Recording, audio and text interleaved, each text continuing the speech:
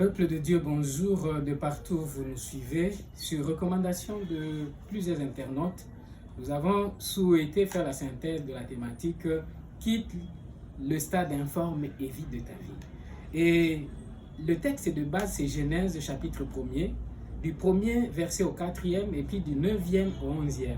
La Bible nous dit que Dieu, lorsqu'il a créé la terre, elle était informe et vide. Non seulement elle était informe et vide, mais aussi elle était couverte de ténèbres. Et vous pouvez constater que lorsque la Bible dit qu'elle était informe, cette terre, c'est une situation contraire par rapport à ce que nous apprenons à l'école. Toute chose matérielle, comme vous le savez, est supposée avoir une forme. Ça peut être un triangle, un rectangle, ça peut être un trapèze, et que sais-je encore, cercle. Mais ici, la terre n'avait pas de forme. Et plusieurs personnes traversent une situation pareille, où ils sont vides et ils sont informes. Personne n'arrive à détecter qui ils sont réellement.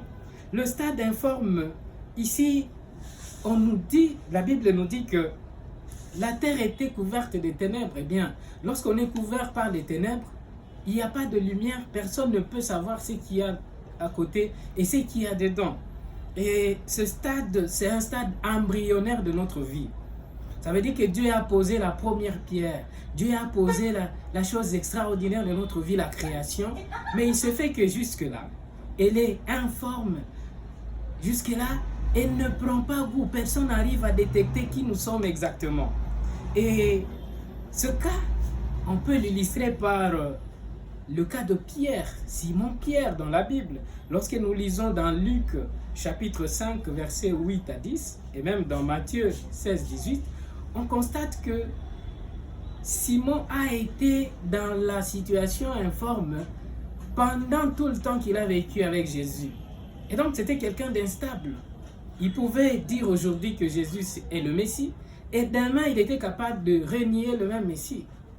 Et donc cette situation a perduré. Alors qu'au départ, lorsque Jésus a rencontré Simon, il a déclaré que Simon était Pierre. Et donc, pour lui, Simon était cette pierre sur laquelle il allait bâtir son église. Bien que pendant son parcours, il n'a pas démontré cette forme de pierre. Amen. Et donc, cette situation, nous la vivons, chacun de nous à sa manière. Il y a des gens, aujourd'hui, ils croient à Jésus-Christ comme Seigneur et Sauveur de sa vie, mais demain, il est capable de pécher. Il est capable de commettre des actes qui ne rentrent pas dans la Seigneurie de Jésus. Et que donc, la bonne nouvelle pour toi aujourd'hui, c'est que Dieu te connaît. Dieu a déjà décidé de te bénir. Dieu t'a même établi pour jouer un rôle important dans son royaume. Et Dieu sait que même lorsque les gens ne voient rien autour de toi, même lorsque les gens ne voient pas ton mariage, même lorsque les gens ne voient pas ton travail, mais Dieu a déjà décidé que tu vas te marier, Dieu a déjà décidé que tu vas travailler, Dieu a déjà décidé que tu auras beaucoup d'enfants. Amen. Et donc, ça c'est le stade informe. Mais à côté du stade informe, il y a le stade vide. La Bible nous dit que la terre n'était pas seulement informe, mais la Bible était aussi vide. Et le stade vide, voudrais-je dire, ici les gens éprouvent des craintes et des doutes sur tes capacités à faire des choses. Les gens se disent, est-ce qu'il est capable d'agir? Est-ce qu'il est capable de travailler? Est-ce qu'il est même capable de prendre en charge une femme? Est-ce qu'il est capable de ceci? Est-ce qu'il est capable de cela? Et c'est le cas de David, lorsque nous lisons dans 1 Samuel 17, versets 26 à 33, nous constatons que David, qui arrive au champ de bataille, il est confronté à une situation extraordinaire où ses frères sont en train de le repousser, pendant que lui, il essaie seulement de savoir quelle est la récompense qui sera attribuée à la personne qui va vaincre Goliath. Et vous savez pourquoi ses frères sont en train de le repousser?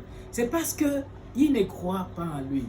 Pour eux, David, il est non seulement trop jeune, mais il est vide. Il ne peut pas agir. Il ne peut pas combattre Goliath. Goliath, qui est un homme robuste, qui a fait des combats de plusieurs années. Et pourtant, Dieu avait déjà mis quelque chose dans David. Dieu avait déjà combler le vide de David parce que finalement c'est David qui a combattu Goliath et qui l'a vaincu. Telle sera ta vie au nom de Jésus-Christ. Même lorsque les gens voient le vide, mais Dieu t'a déjà capacité. Il suffit de croire en la personne de Jésus et tu vas voir les choses vont surgir. Et je vais te dire synthétiquement 3 manières ou 3 moyens que Dieu utilise pour combler nos vides, que Dieu utilise pour nous donner la forme. La première manière, c'est que c'est par la touche divine. Dieu agit seul. Il n'attend personne. Dans sa souveraineté, il agit.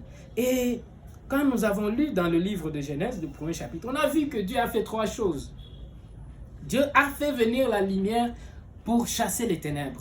Deuxièmement, Dieu a séparé les eaux du lieu sec. Oui. Et troisièmement, Dieu a dit que la terre puisse produire les herbes, les verdures et les arbres de toutes sortes. Évidemment que si Dieu ne chasse pas les ténèbres, les gens ne vont rien voir. Deuxièmement, si Dieu n'arrive pas à séparer les eaux avec les lieux secs, et tout sera confondu. C'est pourquoi il y a certaines choses et certaines personnes que Dieu va chasser de ta vie progressivement pour te donner de la place, pour te donner de la forme. Les gens qui te conseillent de ne pas te marier, les gens qui te disent que tu ne peux pas réussir, ces gens-là, Dieu va les chasser de ta vie. Et troisièmement, Dieu va prononcer sa parole. Dieu va dire, eh bien, sache peuple de Dieu que Dieu est la seule personne qui ne fait pas de différence entre sa parole et ses actes. Lorsqu'il dit, les choses se font. Et c'est ce qu'il a fait. Il a dit que la terre produise. Et au même moment, la terre a commencé à produire des herbes et des arbres. Et tu vas commencer à produire. Tu seras fructueux au nom de Jésus. La deuxième chose, ou le deuxième moyen par lequel Dieu comble nos vides et il nous donne la forme, c'est par un homme Dieu, une personne Dieu. En effet, si nous lisons dans Exode chapitre 4, du 13e au 16e verset, nous voyons que Dieu est en train de dire à Moïse que toi tu seras, il dit exactement ceci, toi tu prendras pour Aaron la place de Dieu. Parce que Moïse se sentait incapable, il se sentait vide, il disait qu'il ne pouvait pas faire face à Pharaon. Mais Dieu lui dit, mais comme toi tu ne sais pas parler, Aaron va parler à ta place. Mais toi tu tiendras la place de Dieu pour lui. Et il n'a pas seulement tenu place de Dieu pour Aaron, il a tenu place même de Dieu pour tout le peuple d'Israël. Et dans notre vie, il y a des gens que Dieu envoie pour prendre sa place. Pour que quand ils disent des mots, ça puisse avoir des effets sur notre vie. Et il y a 2 autres cas qu'on peut illustrer par cela. Le cas de Ruth et le cas d'Esther. Vous savez que Ruth, dans la Bible, quand nous lisons dans le livre de Ruth, chapitre 1er, 15e au 19e verset, vous constatez avec moi qu'il y a une dame qui a pris la place de Dieu dans sa vie, dans la vie de Ruth, c'était Madame Naomi. Lorsque Ruth a décidé de partir avec elle, de quitter Moab, juste pour aller à Bethléem, c'est là que la vie de Ruth a changé. Ruth a rencontré un homme qui a tout bouleversé, tout changé dans sa vie.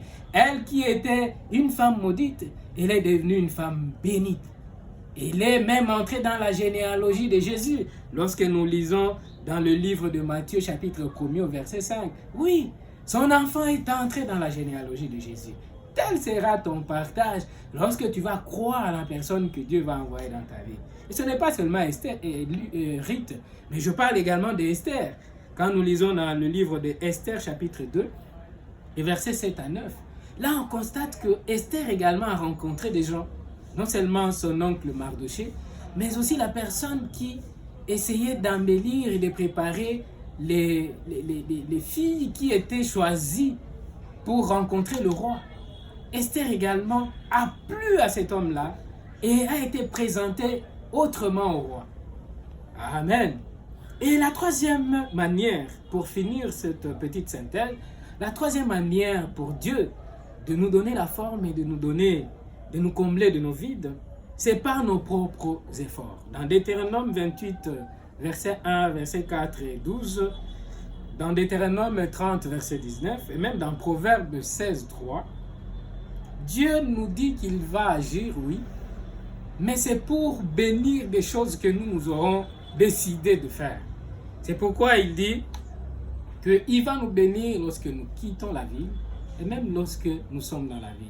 Il va bénir les fruits de nos entrailles, il va bénir notre sol et notre menu bétail.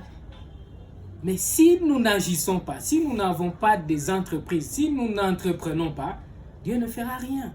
Et c'est pourquoi je suis en train de te dire ce matin ou cet après-midi, ça dépend de l'heure à laquelle vous me suivez, eh bien, je veux te dire d'agir, de poser des actes, de ne pas rester sans faire quelque chose. S'il faut étudier, vas-y étudier, avec conviction que demain tu seras un grand responsable ou un grand responsable du pays. Oui, s'il faut faire le commerce, fais ça, invoque Dieu dans ce que tu fais et Dieu agira. Et pour finir complètement cette page, j'aimerais revenir dans quelque chose de très particulier. C'est que Jésus lui-même a dit dans les chapitres 6 et 7 du livre de Matthieu. Comme vous le savez, le livre de Matthieu au chapitre 6, Jésus est en train de dire que nous devons chercher premièrement le royaume et la justice de Dieu et que toute autre chose nous sera donnée. Par contre, au chapitre 7, il nous dit que nous allons prier, que nous allons chercher et que nous allons frapper. Demandez, il vous sera donné. Cherchez, vous allez trouver. Et frappez, il vous sera ouvert. Cela comme pour dire que la prière ne résoudra pas tout. On ne peut pas attendre que Dieu agisse seulement. On ne peut pas attendre que l'homme Dieu nous arrive seulement. Mais il y a des bénédictions qui nous arriveront parce que nous aurons cherché la clé et nous aurons trouvé la porte où on va frapper, on va ouvrir et les bénédictions vont être à nous. Que Dieu vous bénisse si vous avez écouté ce message et que vous puissiez le mettre en pratique au nom merveilleux de Jésus-Christ. Amen.